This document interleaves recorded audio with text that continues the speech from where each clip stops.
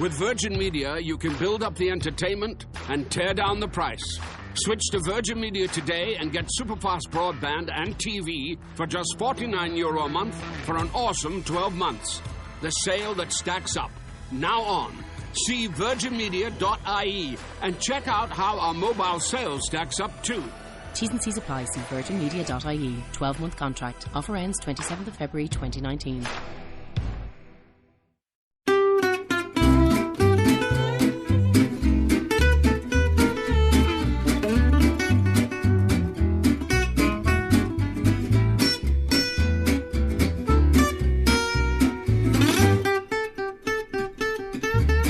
Everybody. Hi, guys. Well, from ever-increasingly clear Salt Lake City, Utah, It's Thank God I'm Atheist. the podcast. I'm Frank Feldman. And I'm Dan Beecher. And coming up today, a little stroll down memory lane, Dan. You and I are going to discuss what it was like to be a child in Mormonism. Oh.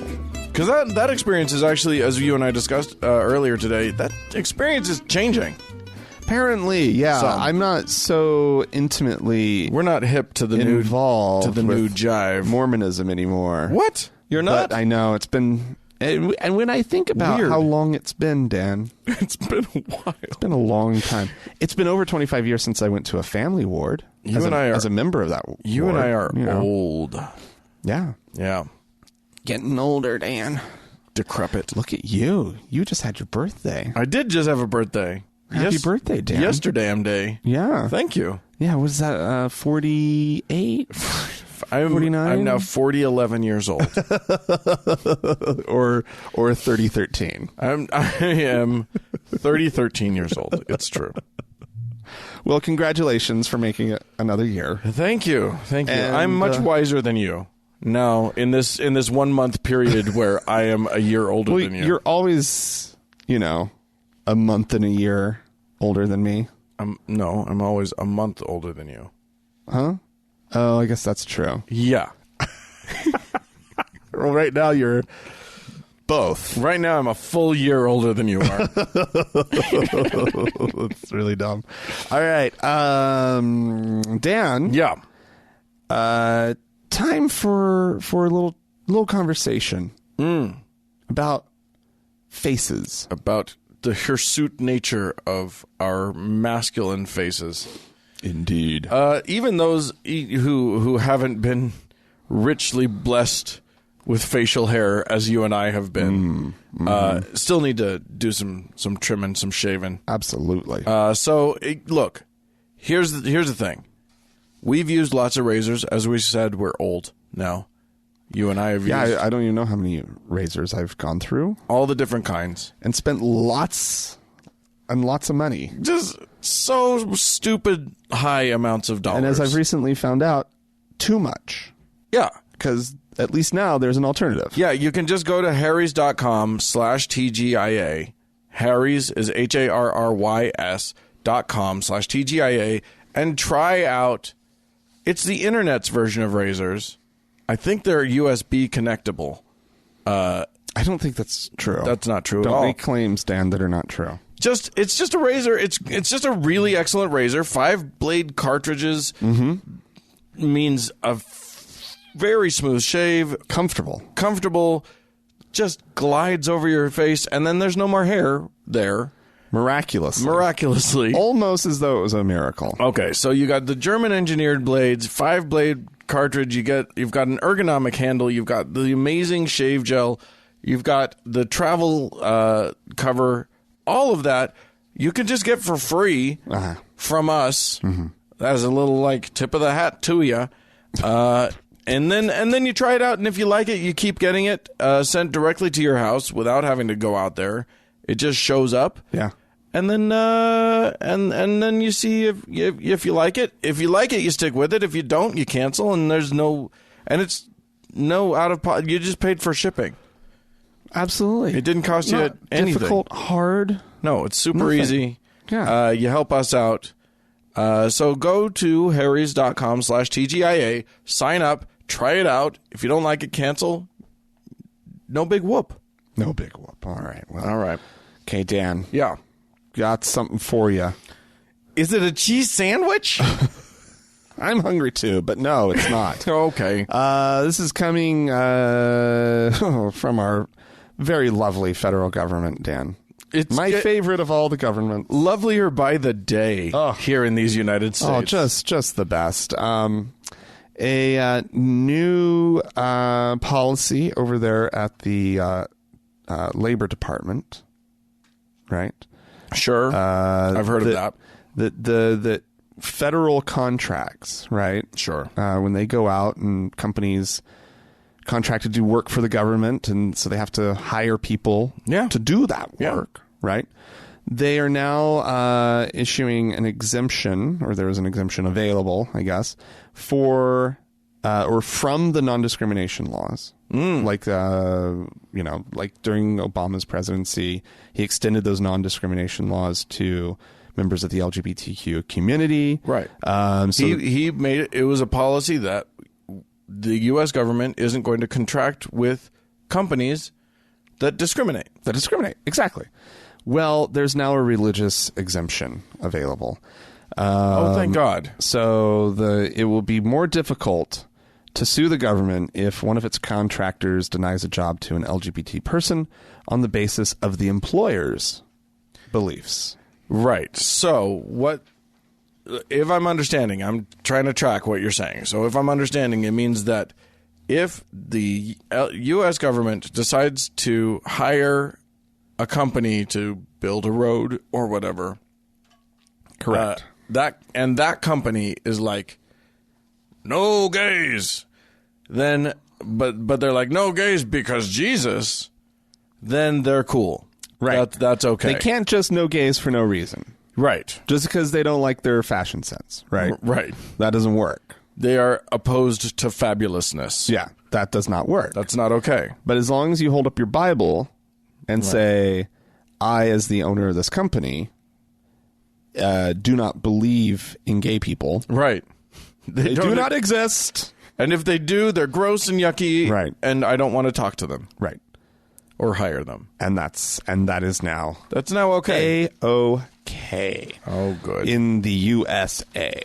What a great country we live in. They're making it great again, is what they're trying to do. It's because part of greatness, Dan, is having standards. Yes. Right? And having standards about the kinds of people, the high quality, non-icky people that you want to have building your roads. Well, it's about, you don't want your road built by people who have the wrong kind of sex.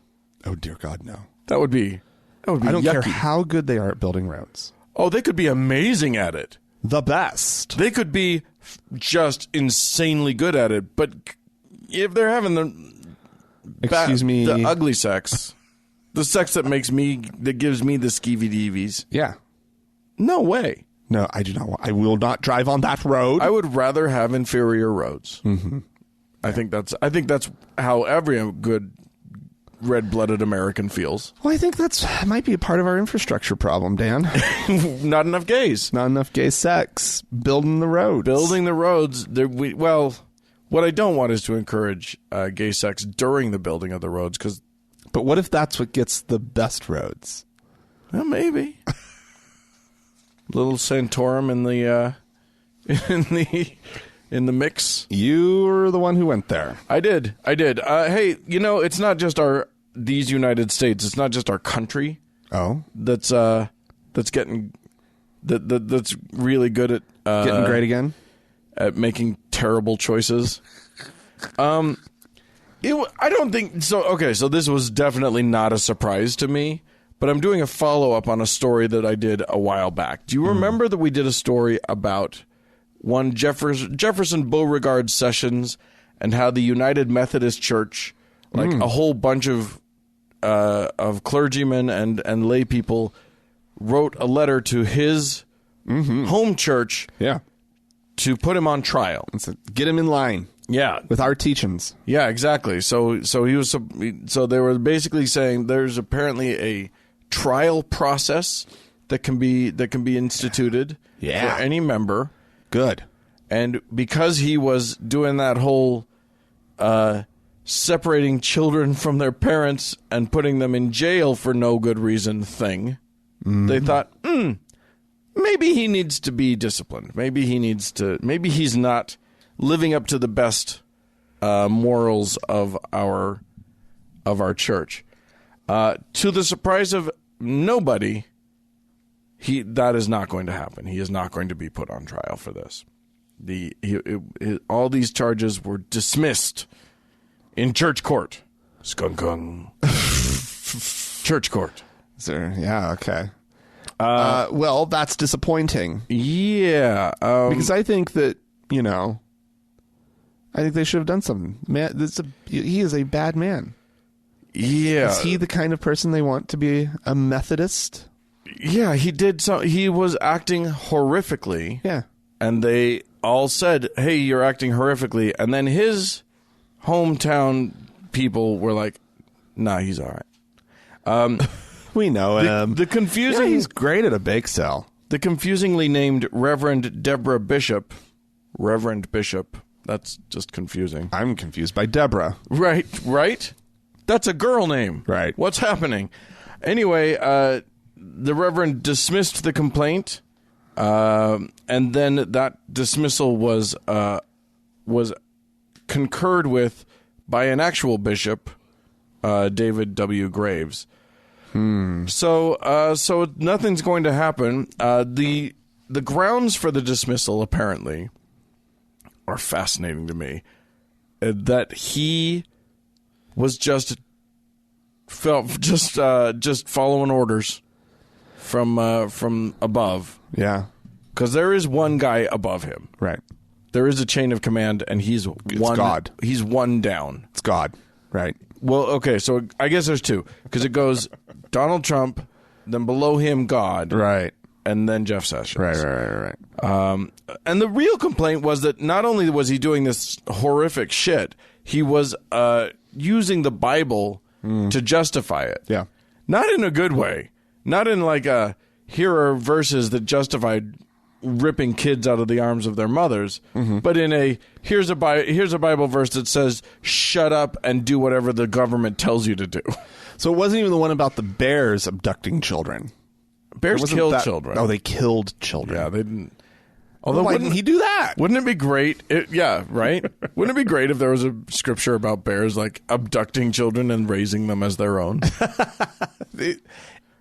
I bet it's there. The Christian Romulus and Remus. It's in there somewhere. Sure. Dan. It's there. You just got to read between the lines. Well, cool. It's good that he was able to get a government exemption. Right? From his religious thing. Yeah. Because the government's all stoked about giving religious exemptions, too. Yeah, see, everybody's exempting everybody. They're all good friends. Yeah. Oh, my God. Everybody's doing a great job. Of course, that's how it works. So, yes, no liturgical or theological consequences to Beauregard's dipshittery. Well, all right, Dan. Yeah. I have the story of someone who is sick and tired of religion and religious belief and God, Dan. A story about all of our listeners and us? Well, somebody who has joined our ranks officially. Oh, okay. It is now official, Dan. Oh, I'm excited.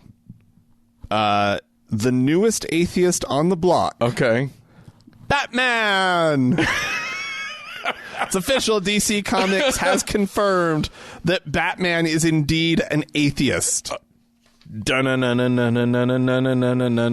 God sucks. Yeah. All right. If you are a Batman fan, if you like this kind of thing, I don't know what they are because I'm not that person, but there are spoilers coming up.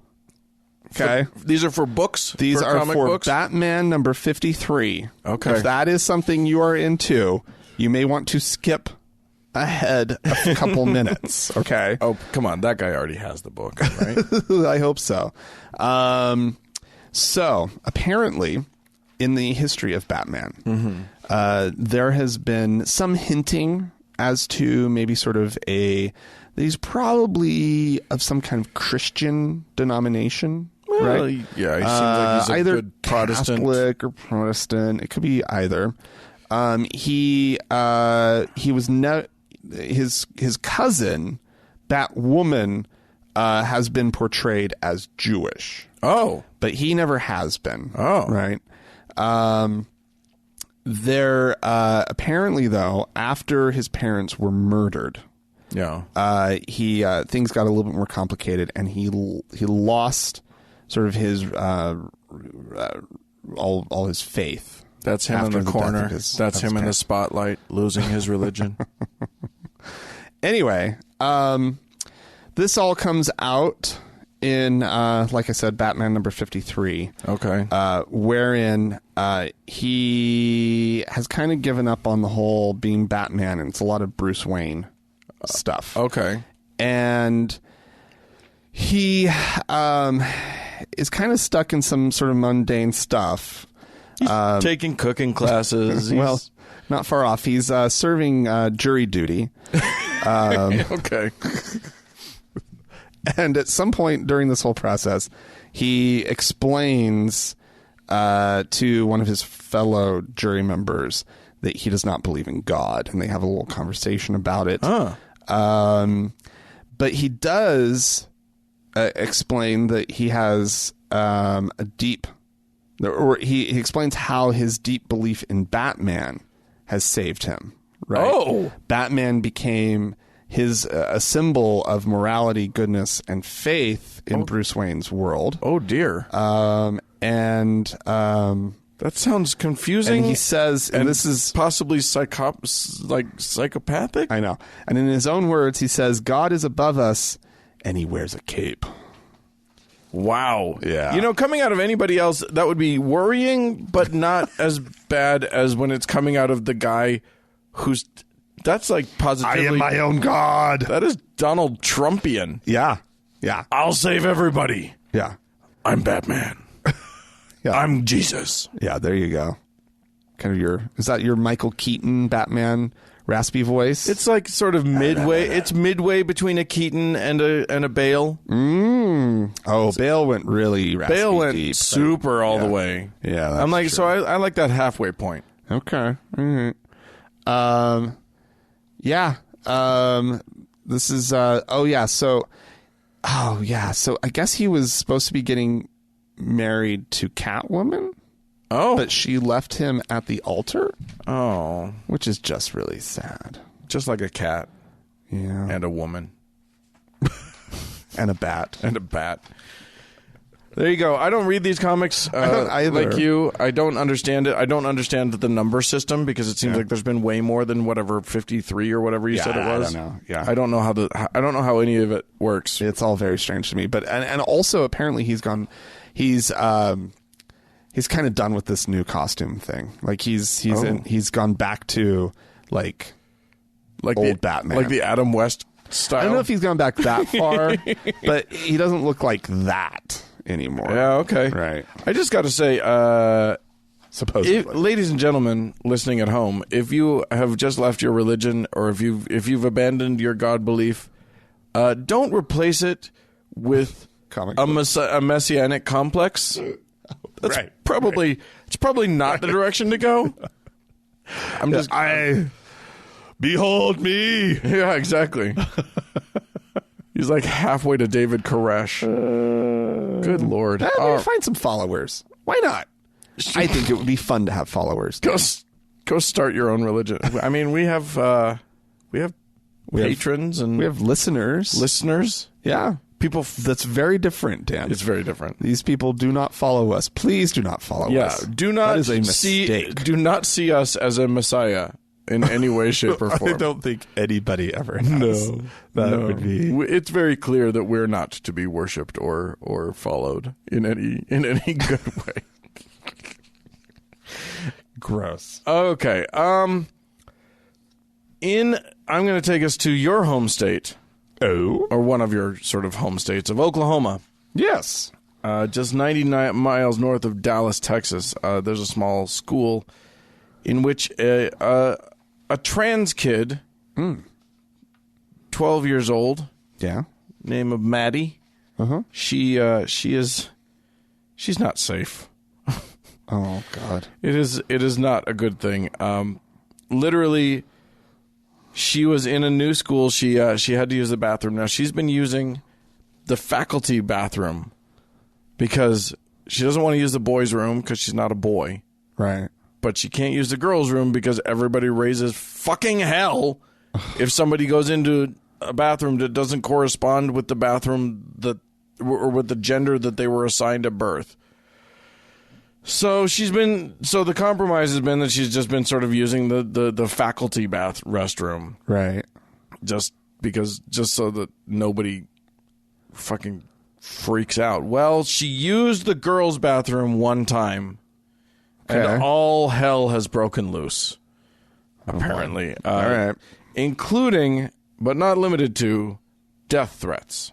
Oh, my God. So how old? Class had to be canceled because a 12-year-old oh my God used a bathroom. Literally, there people. So somebody online made a comment that said, we have open hunting season on them kind. Ain't no bag limit in them either. Holy fuck. Yeah. So, and we're going to hear more about fun people like freaking out over trans things later. But like, here's the thing. What the fuck is your problem? Like, that it is so scary to you that someone else isn't going along with your idea of what their gender is. Right. That you have to, that literally, you feel like it's cool to do a death threat to a 12-year-old. Like, at what point do you ask yourself a question?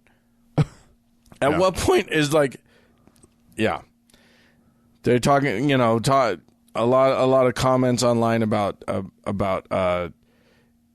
if he wants to be female, make him female. A good sharp knife will do the trick. Oh my God. Cool. You're talking about assaulting a child. Yeah. Awesome, dude. Way to go. It's a crazy world. There's probably quite a few. It's what town? Did you catch the town? It's got to be a small little place. It's a small town in Oklahoma. I don't have the. It's probably filled with some good religious folk. Yeah, well, that's the thing. Who were threatened. By the idea of, somebody. Texas confident in their sense of self, and the thing is, Texas has a bathroom law that requires all students to go to the bathroom that corresponds to the gender that was assigned to them at birth. Oklahoma has tried unsuccessfului to pass a similar law, but they don't have that law. Right, that law is not in place. But man. Suddenly this poor little girl gets accused of like looking over the stall at another kid, which probably did not happen, but that's what they're afraid of. At what? Looking over the stall at someone else pooping? This is what they're afraid will happen. It's just they're not thinking about this at all. They're just feeling about it and freaking out. I don't know. It's very upsetting.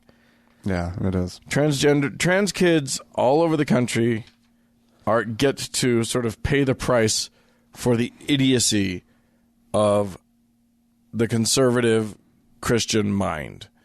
And not just the Christians. Let's admit that the conservative Jews and conservative Muslims are equally horrific on trans issues. Yeah.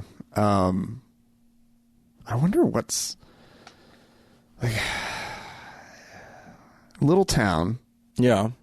Her parents must be supportive. Yeah. Yep. She's got supportive parents and then a whole society, a whole community that's just against her. That's just needs to be dicks. I'm amazed. Part of me is just amazed and blown away by the courage of this young person. Yeah. Who is in a... I know what these little towns are like. Yeah, you do. You don't do this. It would be terrifying. Yeah. But there's something about just, you got to be you. No, I know. And I think it's amazing and Yeah. incredibly brave and powerful. And she will, after she gets through all of this, will be that much stronger. We hope. But in the meantime... Goddamn. What is fucking wrong with people?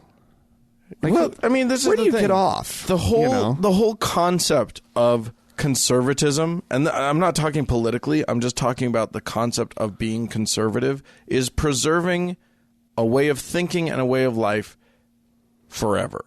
Right. Conserving the current system, my system, the system that I'm comfortable with. Right. But And it's so always when- it's always something that, like, where you're at and what you're comfortable with, you're, go back a generation or two, and grandpappy, Right. wonders why you love queer so much. Right, exactly. Whatever your sense of, like, being a good, strong, solid conservative is, there was somebody 4 generations ago who would be horrified by you. Yeah. And how liberal you are. Yeah. So just notice that. Can anyone just please notice that? This far and no further. Right, exactly. Right. Oh, no. I mean, Grandpa was racist, so we're not going to go there. But this far and no further. Right. Oh, well, Grandpa was homophobic, but now we know because I've got a cool nephew who's gay. Right. This far and definitely no further than that. Oh, well, blah blah blah. It's it's always going to be something. You're always going to be like socially conservative. Right. Always loses out. Yeah. And then the next round of socially conservative people are certain that they know where the actual line should be drawn. Yeah, absolutely. All right. Well, Dan. Yeah. Grand jury report is out. Oh. On the Pittsburgh diocese abuse On the nonsense. it's the entire state of Pennsylvania, almost all of the dioceses. Oh, of that's right. Pennsylvania. And then, but this one is looking specifically at Pittsburgh diocese. Okay. And apparently, there were a number of priests who were legitimately, truly running a child porn ring amongst themselves. Everybody raise your hand if you're shocked. Everybody? I find it shocking. I mean, I know that, like, unfortunately these things exist out in the world. Yeah. Right. And that, child porn can be found. But for a group of priests to be in cahoots with each other to the point that they were luring the young men in, the teenagers in, getting them to remove their clothes, pose them, take Polaroids,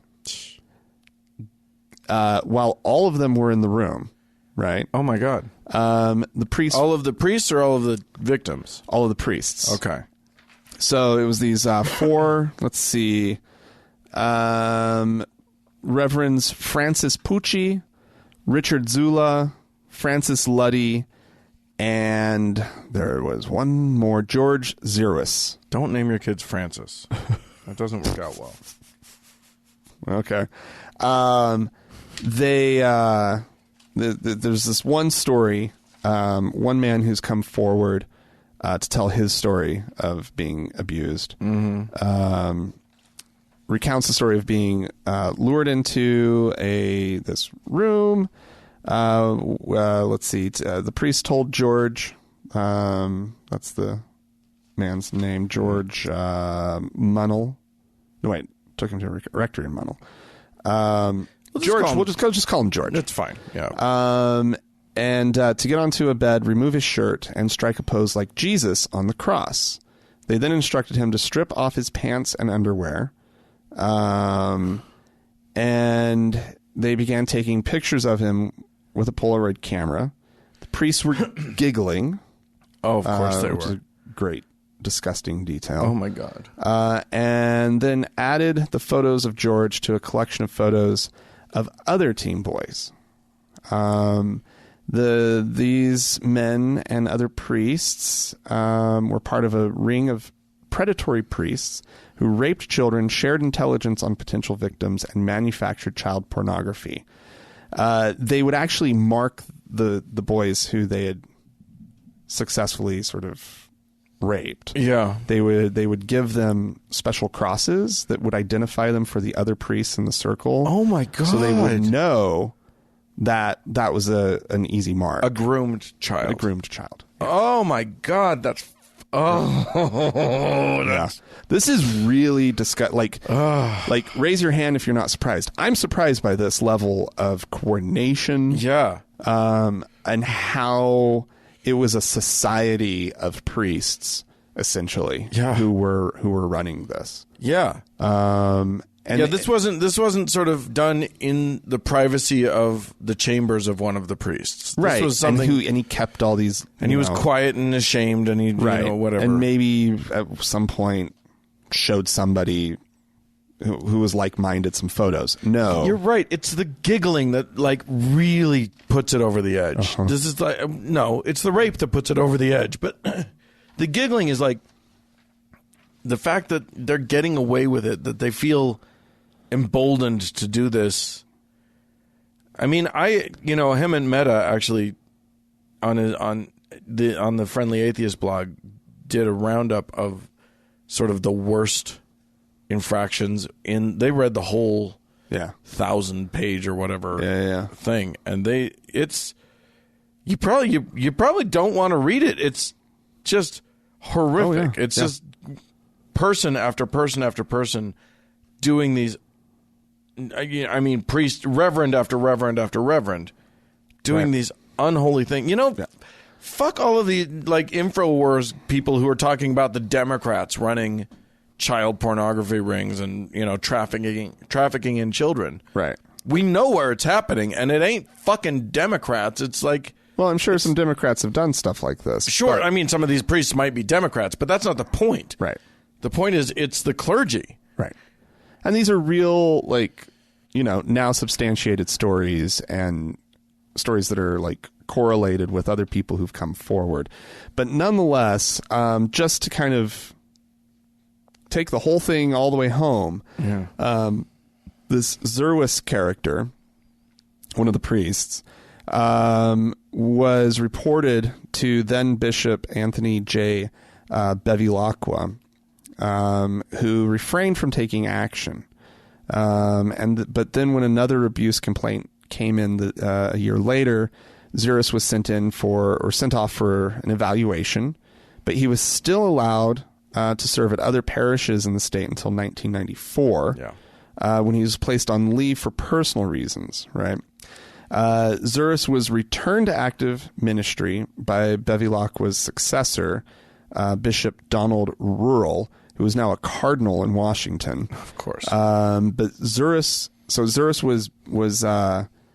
was taken out of active ministry after another victim told the diocese that Zerwas had performed oral sex on him when he was 15.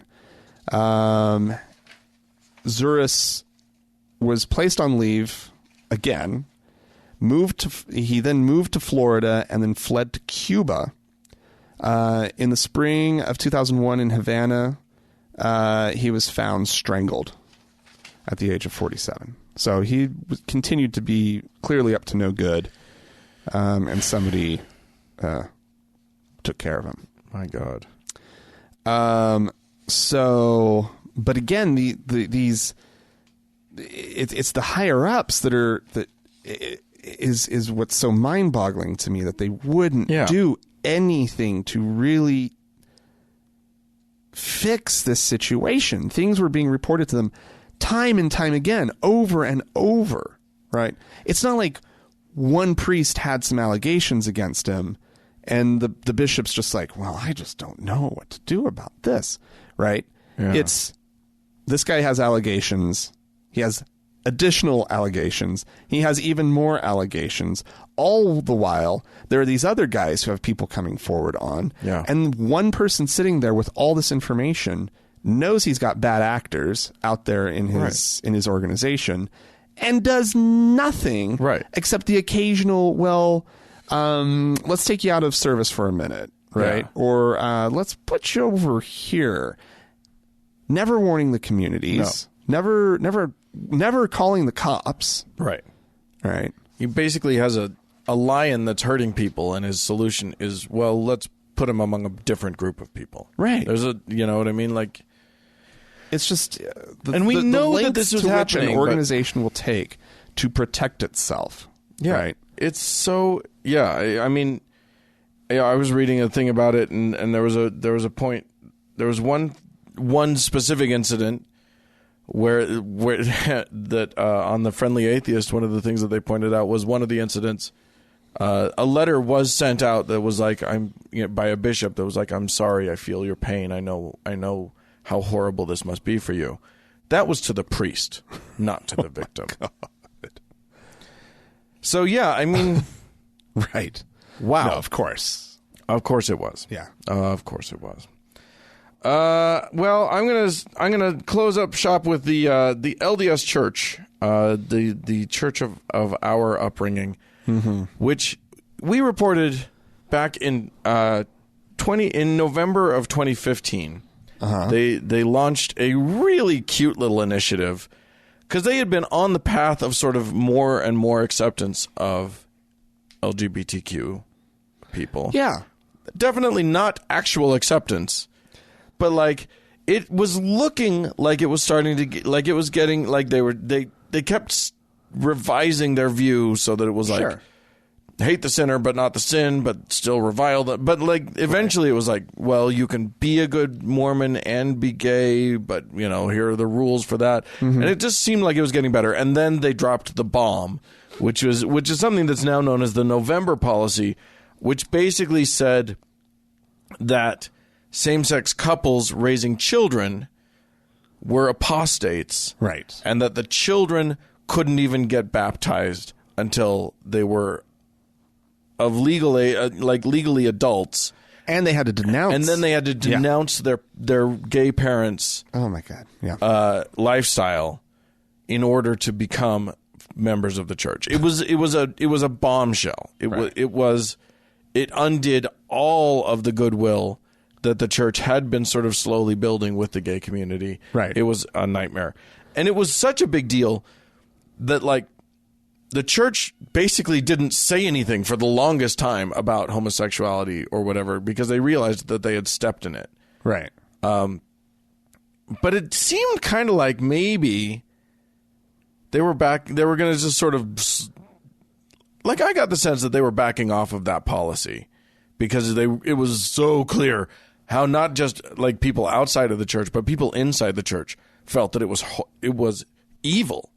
I mean, like, I knew people that I knew in the Mormon church on Facebook were denouncing it as evil. Like, right. And not, they're kind of liberal for Mormons, but they're conservative people. I don't know. Anyway, lots of people were horrified by this thing. Right. Well, the church sort of hasn't said anything about it for a year and a half or 2 years or whatever. And right. Well, now so people were kind of assuming that it might fall away. Oh no. Well, they've doubled down. Shut the fuck up. It has now shown up in the manual that they hand out to all of their missionaries. Oh. As a policy. Oh boy. The most recent version of Preach My Gospel. Do you remember Preach My Gospel? Was that a thing that you got? Maybe. That's the name of the manual that they give to all of the missionaries. Right now, there are 70,000 LDS missionaries worldwide. Yeah. It's probably the thing we called the White Bible. Yeah. Yeah, I mean, this is the thing that basically every missionary, like, they get all of their information from. Right. So the church has definitely... This is an in-place policy. It is firm and decided, and they're horrible, horrible people. They're just fools. Yeah. They're just fools. The leadership is a mess. Yep. Good. The local NPR Good. affiliate did a story on it and got a quote from someone who's gay but attending Brigham Young University, and so he said basically what he said was, quote, "If you want to be gay and Mormon, okay, but you have to be Mormon and you can't really be gay," which is kind of the policy, Right. Good. I'm glad they're doubling down. Yeah. Once again, I on sort of a what would be kind of just good for a lot of people who are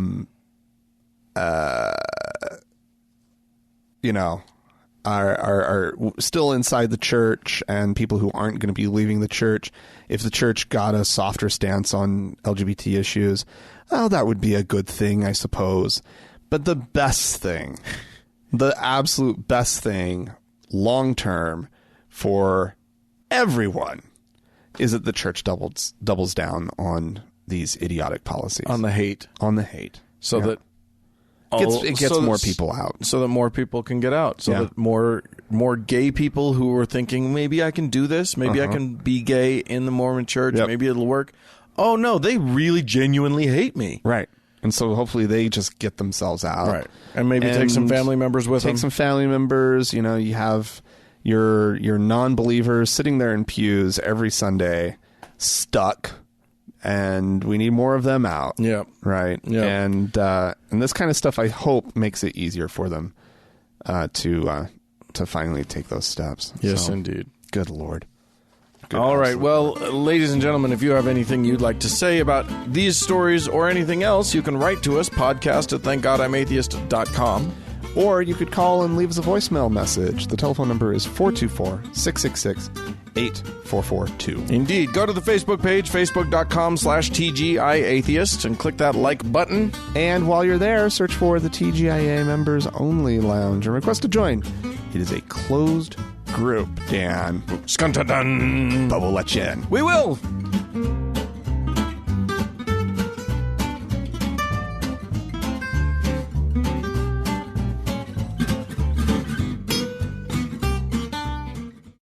Dan! Yes, sir.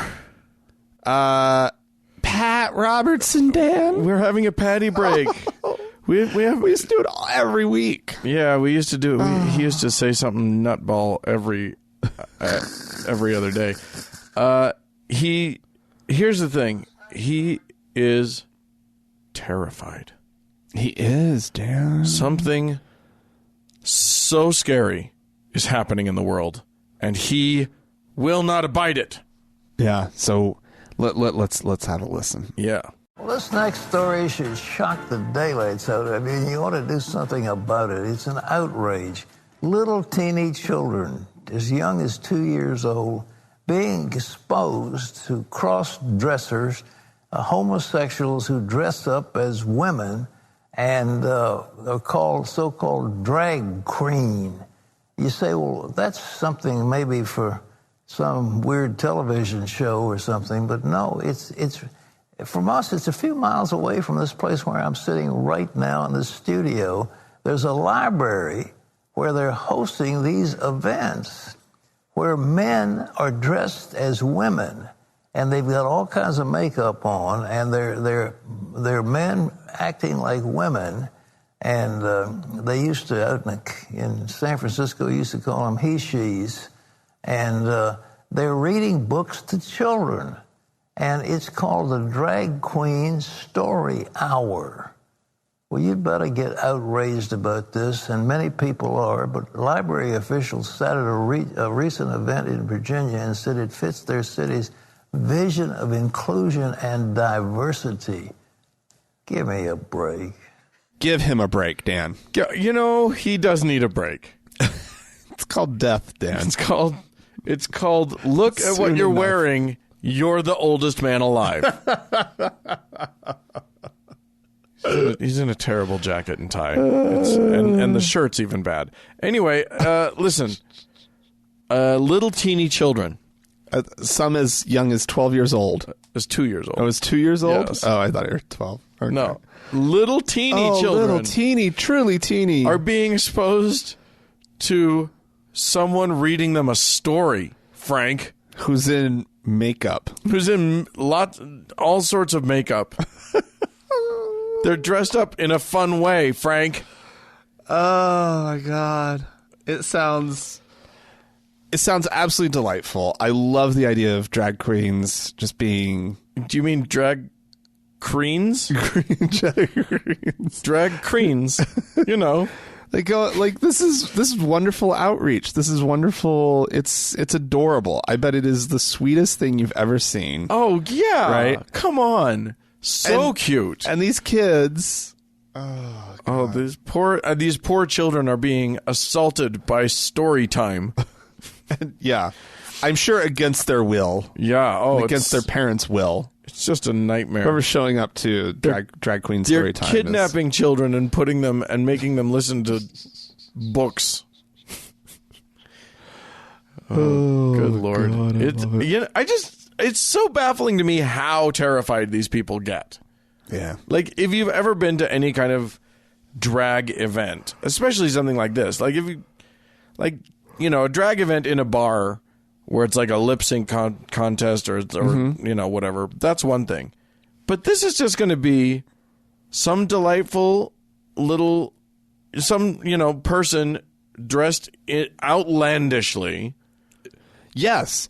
It is a spectacle. Up. It is theatrical. Indeed. Yeah. And they're going to read, and hopefully they're fun at reading, and they're just going to have a great time. Right. And all the kids are going to see, what they're going to see is basically similar to the experience of, going to freaking Disneyland or something. Right. They see a person in a costume. Right.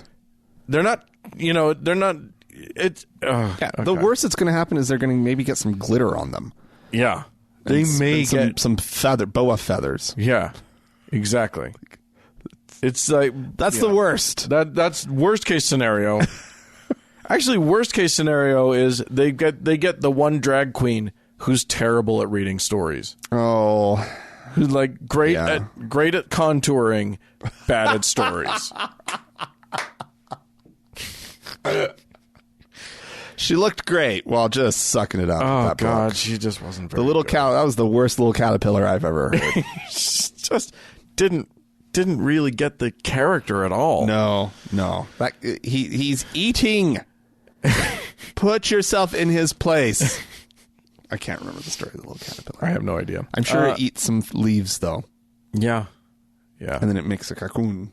Yeah, that's probably not a good drag story. Well, then it emerges and is fabulous. Oh, well, there's that. That's a good point. All right, there you go. You've done it. All right, we had some folks write into us. Dale wrote in, you and I had talked about how there should be some sort of service for gay folk to find gay-friendly businesses. Oh, yeah. Dale said, good morning. I just thought I would point out that Yelp is working on an initiative to support and promote businesses that are inclusive. It is their, quote, open to all program, which businesses that join get a special marker on their Yelp page. Absolutely fantastic. It's happening. My rather low opinion of Yelp just moved up a notch. I use Yelp a little bit. I find it useful. It's not a useless thing. Yeah. I just don't have much of an opinion. You're just grumpy because you work in the restaurant industry and you got some bad reviews or something. No. It's a cesspool. You just got to know how to read. TripAdvisor is not a cesspool. Psh. Right? It's all the same. It's not. Here we go. Andrew also wrote into us. We had some words about. We had a caller call in. She was displeased with our assessment of the American South. You'll recall. Mm-hmm. That did happen. And then we just doubled down like the dicks that we are. Sure. So Andrew wrote in to say, I listened to episode 349 and felt the need to chime in regarding Alabama. I would not be too surprised to hear that you guys did not find too many redeeming qualities about Alabama if you visited Montgomery in lieu of the undeniably superior city of Birmingham. I'm sure it's great. Love the show. Keep up the good. I'm probably pronouncing it wrong. It's probably Birmingham. I don't know. Does it matter? Does it matter? Does anyone really care? Except for the people who live in that shithole. Well, okay, great. Good job, Birmingham, Alabama, as opposed to Montgomery. I don't think we did make it to Birmingham, did we? No, I don't think we did. We you have to pick and choose. Anyway, maybe Birmingham is the shining city on the hill that Montgomery failed to be. We'll see. I don't know. It's all very possible. We also had we had another person on the same subject. Yes, a caller. A caller at this time. Yeah. And so and this guy's over in Texas. So let's hear what he has to say. All right. Hey, Frank and Dan. This is Chance. I've called in before. And I wanted to comment on the South is a shithole thing. And I got to say I agree with you. I understand the other caller meant well, and you know, she had a point, but I live in Texas, and I can't go into any store just about without, you know, shitty country music talking about how cool God is. And every time I walk my dog, I see at least, I want to say 3 or 4 Confederate flags and 1 Confederate battle flag. We have issues here, and should I get the opportunity one day, I'd love to move somewhere nicer and, you know, more expensive. Hell, I'd go to Austin here in Texas. It's supposed to be pretty cool, but thought I'd chime in, give my opinion. Thanks. Love the show. Well, thanks, Chance. Austin is pretty cool. Yeah. I had a good time in Austin. But yeah, I mean, look, the point, there are great people in the South. Yes. There can be.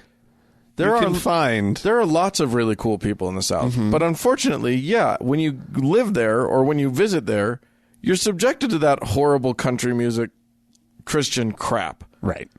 Now, not all country music is horrible, just most of it. And not just all of it. Just the vast, vast majority of it. Oh my God! Okay, we're just alienating people. We need to move on. We do need to move on. But thanks for. But yeah, I mean, we've said our piece. We have. Yeah. We have. All right. Do we have some folks we need to thank? We do have people to thank, Dan. Okay. We have a new venerable listener. Okay. By the name of Stephanie. Stephanie, blessings be upon her. Thank you very much, Stephanie. We need to thank our Lord and Savior Emeritus, Angela. Yes, indeed. Peace be upon you. Blessings and then, of course, we have our top donor, our Lord and Savior, the one and only Jenny. Still needs work. It still needs a little bit of work, but it's a work in progress, Jenny. Thank you very much for all of your support, and thank you to all of our patrons on Patreon. Yes. If you'd like to join them, you can go to our website, www.thankgodimatheist.com, and click on that support tab. That'll take you over to Patreon, where you can select any number of levels at which to support us. Yeah, there you choose how rewards, much. Yeah, exactly. And it's fun, and it's exciting. And the campaign just keeps plugging along, and so if you'd like to join it, please feel free to do so. Yes. Amen.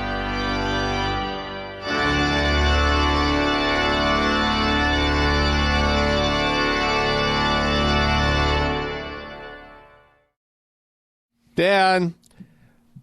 The primary children sang as they walked. Do you remember primary? Here's the thing, ladies and gentlemen. If you grew up Mormon, you know what I'm talking about when I just say the word primary. Yes. It means something to the rest of the world, but it means something very specific to Mormons. Yes. And that is? Children's Sunday torture. School. Oh, Sunday school. That's right. Yeah. It was just fun. It was just what you did when you were a kid in Mormonism. Yeah. During part of the 3 fucking hours of church that they forced us through. Right.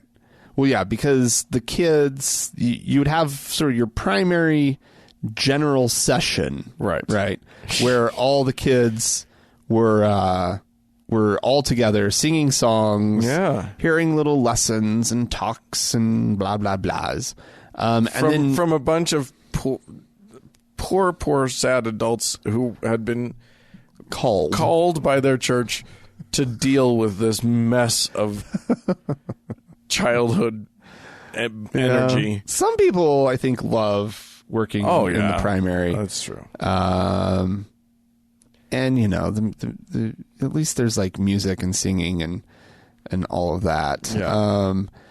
But yeah, we our primary we got stuck in the chapel. Did you have to do Sunday school in the chapel? No. There were too many of us for the primary room. Oh, wow. And so they stuck us in the chapel where we had to be reverent. Mormons be procreating. Oh, let me tell God. you. So there's a lot of kids. Yeah.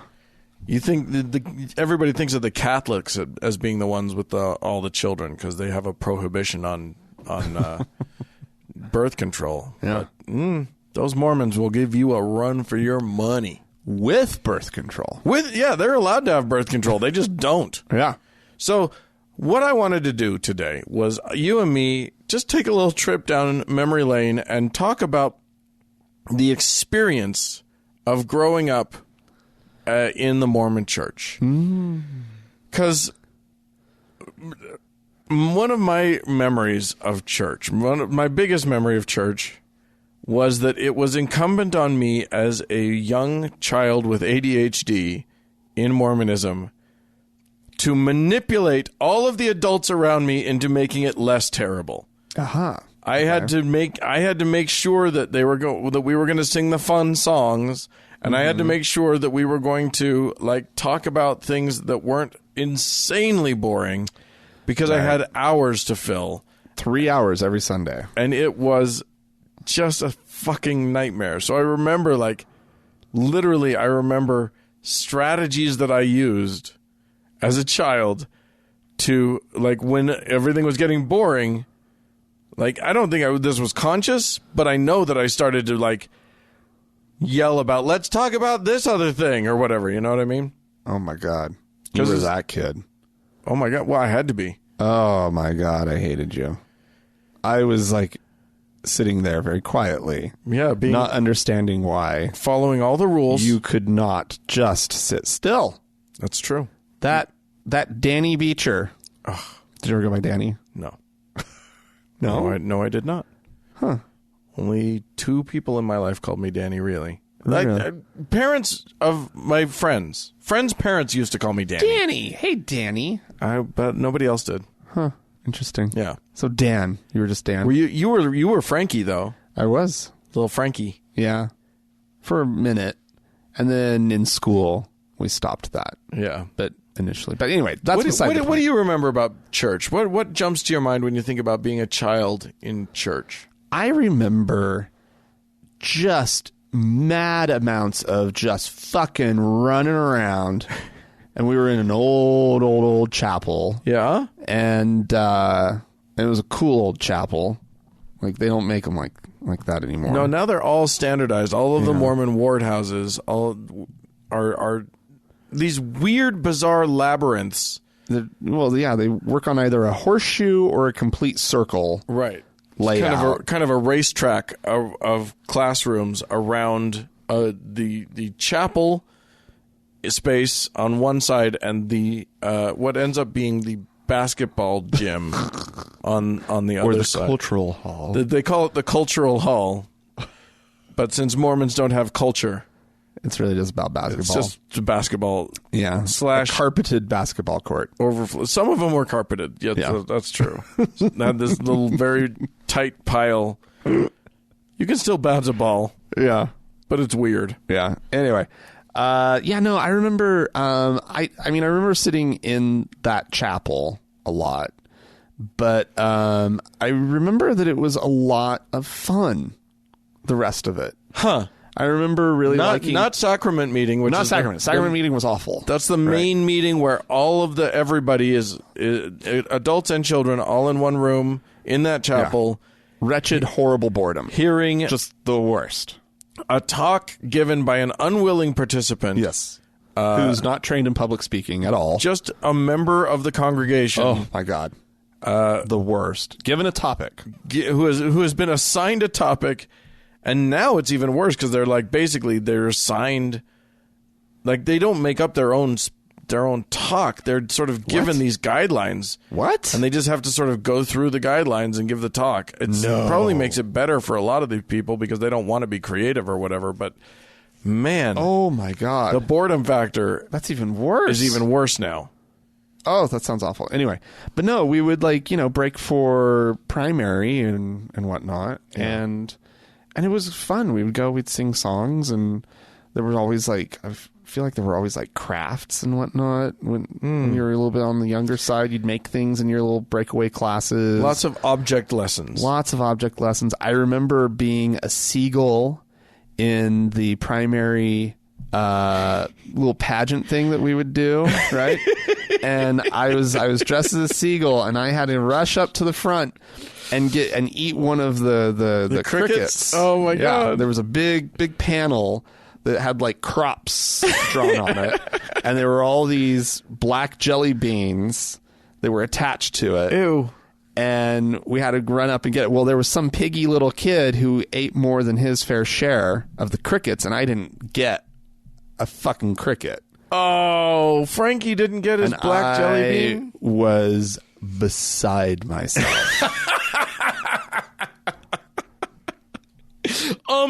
This isn't fair because I'm a seagull and I'm supposed to eat crickets. I mean, yes. Let me tell you something. Food at Mormon church is like gold because good Lord, it takes so long. You're starving by the time you're done with Mormon church. Yeah, I'm surprised they don't have vending machines right at this point.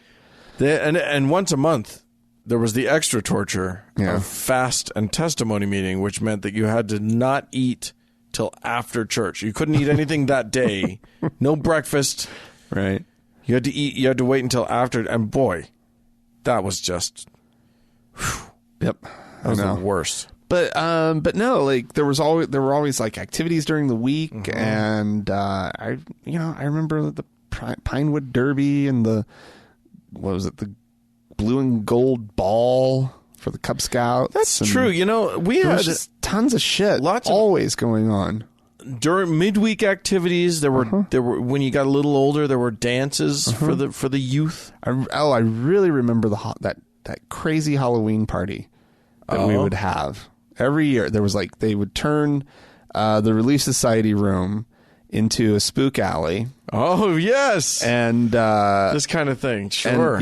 And I remember bobbing for apples, if you can fucking believe that. It does feel... It was the 80s, and we were still bobbing for apples. It feels impossibly Leave It to Beaver. Yeah, when I look back on it, I'm like...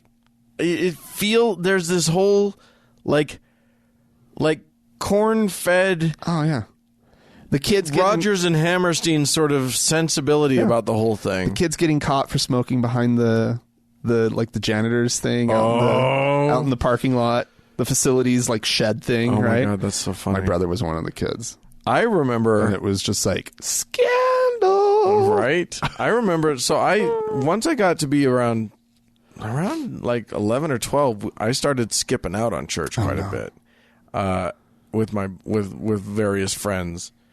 Which is not done much in LDS Church. There's always someone keeping an eye, and that someone can report back to your parents. So you're always under surveillance, right? But my parents were cool. They didn't really care that much. They wanted us to go, but I remember it's funny. I didn't smoke cigarettes because I wouldn't have known how to even get them, and B, I didn't want to. But I remember actually feeling so super rebellious because my friend and I realized that if you lit a cinnamon stick, it kind of looked like you were smoking a cigarette. Oh, that's so dumb. So we smoked cinnamon. I'm sure that was great for... We were rebels. Yeah.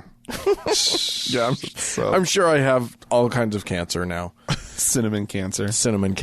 Oh, man. Good Lord. No, like, there were fun things. And, with Scouts, there was always, camping and you were, when you were a Mormon, you were Scoutmaster. So even when I was like a little kid, I would get taken on the scouting things. The scouting things. And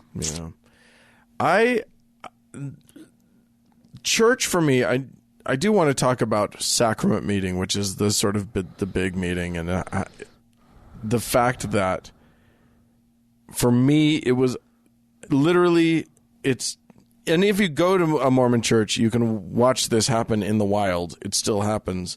It is just an exercise in parents. And this bears out when, like, if you've ever had to give a talk in a Mormon church and you're looking down at the congregation, no eyes are on you. The old people are looking at you. It's the worst. There's no one paying. There's smiling elderly people who are looking at you. There's like 6 people paying any attention to you at all at any given time. And 150 people desperately trying to distract their children. And it's noisy. Like in a Mormon family church, it is noise. It is there's this constant hum of children and babies and crying and parents shushing and like trying to provide activities for their kids because, oh my God, please shut up. Right. And they've got 12 of these children. So then they enlist the older ones to try and pacify the younger ones. It is a nightmare for everyone. Ours, I have to say, I saw some video taken inside a Utah ward, and ours were never that bad. Oh, no, Utah is the worst. Ours were never that bad. Oh, it's the I mean, worst. there was at least an effort to try to be quiet. And I just felt like watching it, it was just like everybody's just resigned to the fact that their kids are going to be making noise. Oh, yeah. And they're trying to, they act like they're trying to keep them quiet. But to keep them quiet, you take them out. Yeah, there's a level of acceptance of noise. Like, so if a baby starts screaming, a parent will stand up and walk out with that baby. Right. But short of that, there is this horrific hum that is just, it is, especially for someone like me with ADHD. Like, even as an adult now, I cannot go into those meetings because it's just so mind-bendingly, like, awful. Right. So, yeah, as a kid, all I remember is, like, my dad handing me his little pad of paper and a pen so that we could play Hangman or, you know, one of the dot games or something like that. No, we would destroy the program, the bulletin. Yes, that's right. Because everyone would get a weekly piece of paper that had, like, sort of what hymns you were going to sing on it and who was giving the talks and whatever. Well, and also all the announcements about what's coming up this week, what activities people need to be getting ready for. And that's kind of the point, is that, like, the thing that I remember there always being stuff to do. Right. That essentially the church occupied your time with activities, right? With fun stuff. Yeah, I remember. You know, aside from the horror that was church on Sunday, right? Especially that sacrament meeting. Sure. The rest of it wasn't so bad.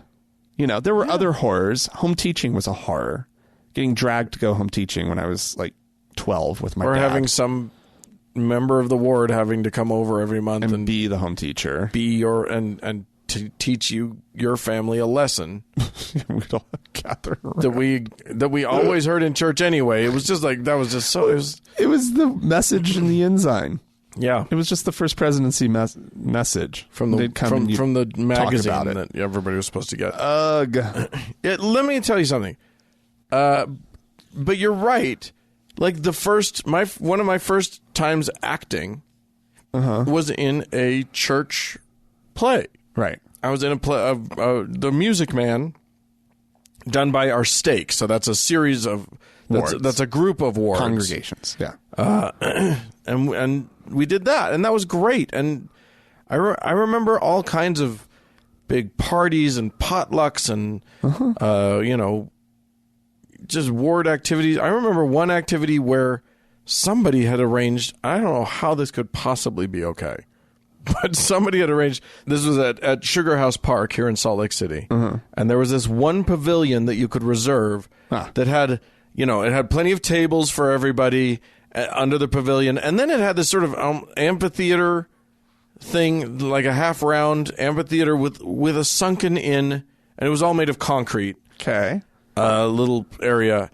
And somehow, somebody had arranged for these barrels of fish, like water and fish. They poured it into this thing, and we all caught these big old trout by hand. No. What? Everybody take off your shoes and socks, and all the kids got to wade into this thing and grab a fish. What the fuck was that?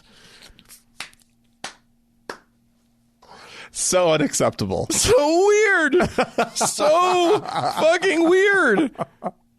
Also, does somebody work for like the Department of They must Game have. and Fish They or must whatever? have done. I don't know how that ended up happening. I don't remember anything about it except like I was like, Dad, look, I caught a fish. Which, by the way, only time I've actually caught a fish. Like I've been fishing a with number of your times. hands. Yeah, barehanded. In a concrete sort of concave area. Yeah, Where that kind of held the fish captive for a minute. Everybody just go in and get a fish. Hooray! And then like as a parent, what do you do when a kid comes back to you and like, look at my fish? They had stocked all the lakes, and they didn't know what to do with the leftover fish. They had just barrels of them. Oh my god, that's amazing! Oh, that's amazing. I took it home and ate it. Anyway, But apparently, none of this exists anymore, Dan. yeah, I mean, The church has been stripping here's the thing. itself of all of This church wants to be a worldwide, and is a worldwide church now. ish. I mean, They have representation all over the place. In some amount. Some places greater than others, but they are. But let me tell you something. Leave it to Beaver style Utah culture doesn't necessarily transport as well. No, it doesn't. It doesn't necessarily make it out. The people in Uganda are not going to be like, cool, let's do a road show. a road show. Right, exactly. Let's put on a pun-filled night of multiple 15-minute awful theater. Right. And then pick it all up and go to that ward house over there And do the same do it thing. again. Yeah. Yeah, that's not going to translate in in other cultures. Right. Do that in Japan. But they don't do the road show anymore. They don't do it all. I mean, that was already ending when we were kids. When you take the culture out of the cult, what do you have left? I guess that's just. I think it's a sign of it's growing up. Our quaint little church is growing up. I don't know, Dan. I think that's the only thing that kept a lot of people around. It was the only thing that made it palatable, because it's a pretty icky. If it's just the doctrine, The theology. Yeah, it's pretty gross. the rules upon rules upon rules, and give us all your money. Yeah, Like, it's not great. it ain't great, and that's not going to hold on to people. I don't know. At least, like, they're good your at kids shaming growing up people. with scouting, and your kids growing up with lots of activities and mixers and whatnot. Like, But also, it does dominate your whole fucking life. And if you want to have a life and a religion, maybe that, but you don't want fish at the park isn't your cup of tea. well, I mean, that's the problem with that very specific culture. Like you called it, leave it to Beaver culture, and that's a good shorthand for it. Right? American white monoculture. Yeah. Like, if that works for you and you fit into that, then it was a blast. Oh, yeah. You were having a great time. The problem is, not everybody, Yeah. not everybody's that white. Yeah, exactly. Oh, man. Because that was some pretty white shit. Mormonism is professionally white. You may think you're white. You're not white till you're Mormon white. It is, That's advanced level shit. Yeah. Oh my God. So yeah, I mean, I think they're losing a lot by stripping away all this stuff, you know. And now that they've divorced themselves from the Boy Scouts, that, you know, the boys always got a better experience than the girls, no matter what. Yeah. That's just going to get worse. Everything's going to get worse. Maybe everybody will now. They're striving for equality of shitty experience.